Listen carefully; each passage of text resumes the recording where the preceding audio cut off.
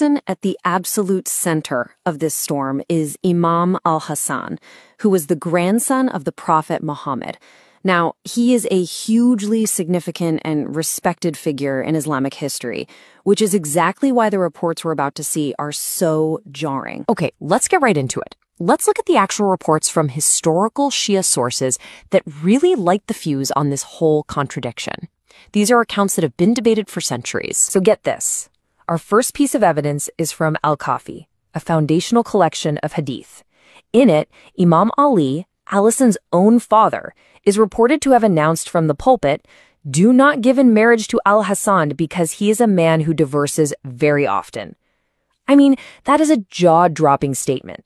It's a public warning against letting your daughter marry his son. And you might think, okay, maybe that's just one odd report. But it's not. In another text, al-Hasan, we see Imam Ali again. A man comes to him for advice on who should marry his daughter. And the reported advice is, as for al-Hasan, he frequently divorces women. However, marry her to al-Hussein, for he is better for your daughter. Now, the key term they keep using here is mitlock. And you've got to understand, this doesn't just mean someone who got divorced once or twice. It's a specific Arabic word used to describe someone who makes a serious habit of it, someone who divorces very, very frequently. This specific label is the whole problem. And this is where it all comes to a head.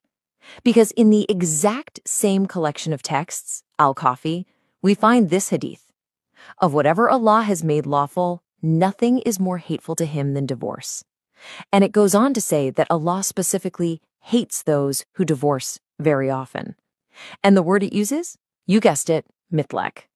So the texts are describing al-Hasan with a label for an action that they themselves say is hateful to God. And believe me, this isn't a minor point. The condemnation of frequent divorce is all over the place, and it's severe. You see other reports saying things like, Allah hates the house where divorce takes place. Or even more dramatically, marry and do not divorce, because divorce shakes the throne. So the question is, how could a revered imam be famous for something so strongly condemned? So, what do you do with a puzzle like that? Well, along comes a major 20th century scholar who was pretty sure he'd cracked the code. He came up with an explanation that was specific, logical, and, as it turns out, incredibly explosive. The scholar we're talking about is Sheikh Radi al-Yassin.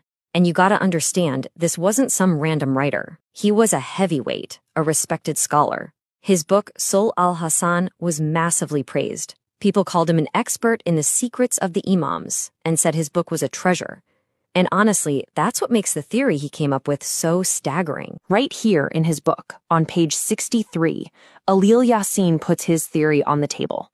He says, look, these marriages weren't for personal reasons. He argues they were incidents necessitated by purely legal circumstances. So in his mind, this wasn't a character flaw. It was the imam performing a specific function.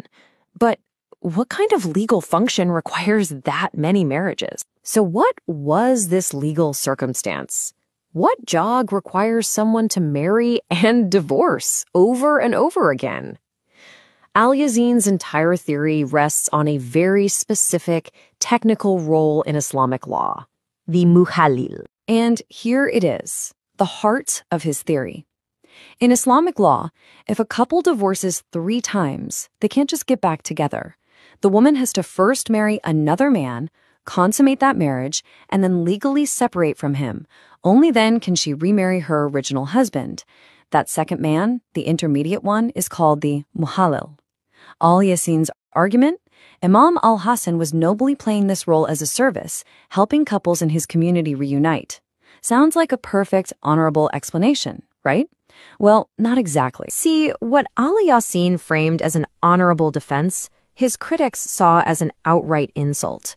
His theory set off a huge backlash, because when they looked at the sacred traditions, they didn't see a noble act. They saw something, well, something else entirely. And maybe the most shocking criticism came from inside his own project, from the editor of the book manuscript. The editor was just baffled. He called the theory a reprehensible slander and wrote that this is something even average people would refuse to do, let alone a holy figure like the Imam. So why?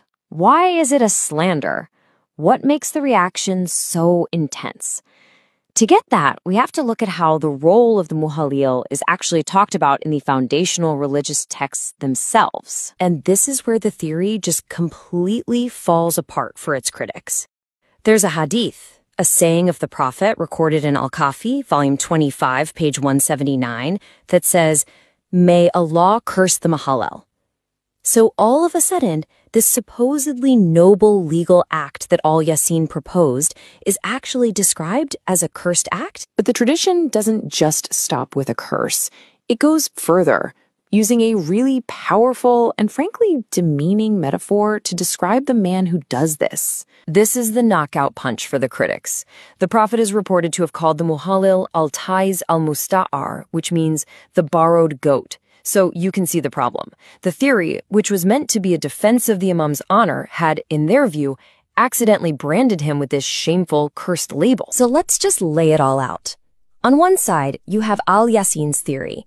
Imam Hassan was acting as a noble muhalil to solve a legal problem. And on the other side, you have the criticism from tradition. The muhalil is cursed by the Prophet, called the borrowed goat, and it's an act that even regular people would refuse to do. The two sides just don't line up. And where does all this leave us? We've basically traded one giant problem for another, even bigger one. We are stuck at a complete theological impasse with a choice between two equally terrible interpretations. Let's just lay it out side by side. On the one hand, you've got the mitlaq problem. You have these reports saying Imam al-Hasan was a frequent divorcer, an act explicitly called hateful to Allah. On the other hand, you have the muhalil solution. The main explanation says he was acting as a muhalil, a role that is explicitly cursed by the Prophet. Neither option looks good. It's a lose-lose situation.